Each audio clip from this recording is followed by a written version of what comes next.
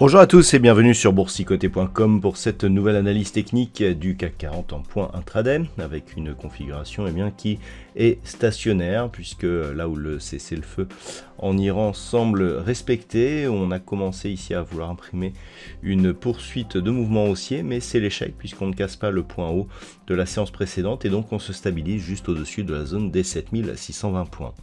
Au niveau des indicateurs techniques, nous sommes donc dans une configuration où on continue donc à imprimer le rebond technique sur les histogrammes du MACD, le RSI s'est totalement stabilisé, les volumes étaient en légère hausse aujourd'hui, au moment où je vous parle, ils sont tout juste dans la moyenne des séances classiques.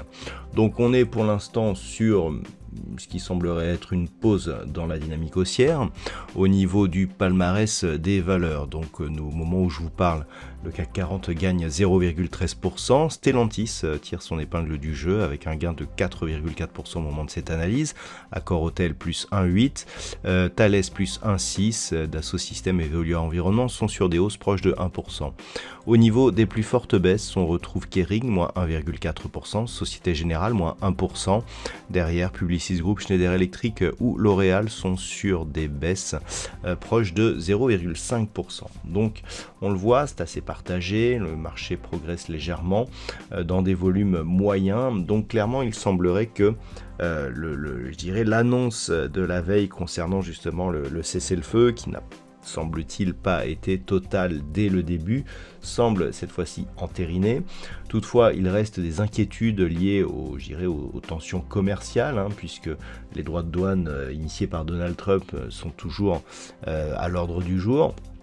Donc il y a une certaine méfiance du marché et d'un point de vue technique, cela se traduit par une dynamique qui reste baissière. Pourquoi? Puisque nous avons une multitude de tests ici sur cette unité de temps 4 heures sur la bande de Bollinger inférieure et le rebond reste ici au voisinage des moyennes mobiles 20 et 20 exponentielles.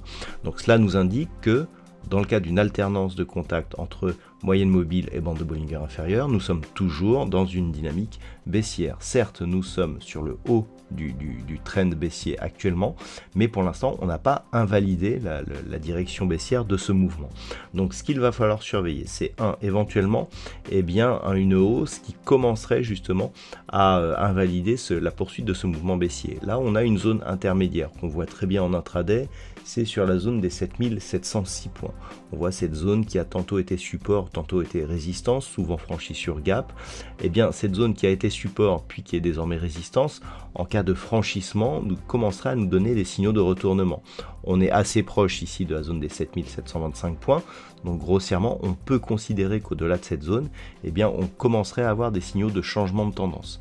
Tant que l'on reste entre 7620 et 7725 points, on peut considérer que nous sommes dans une temporisation de cette dynamique baissière. Par contre, si les cours repassent sous 7620, clairement, on s'éloignera des moyennes mobiles et donc on restera ici dans une configuration où on évoluera entre bande de Bollinger ici et moyenne mobile. Donc clairement, un refranchissement ici à la baisse de la zone des 7620 points, nous donnerait des signaux de possible poursuite de cette dynamique baissière avec comme objectif la prochaine zone de support qui se situe ici à 7385 points. Voilà ce que l'on peut dire donc d'un point de vue technique sur la configuration actuelle.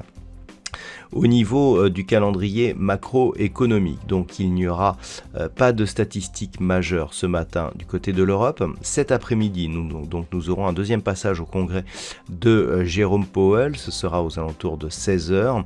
En termes de chiffres macroéconomiques, nous aurons les ventes de logements neufs et les stocks de pétrole brut qui eux seront dévoilés à 16h30.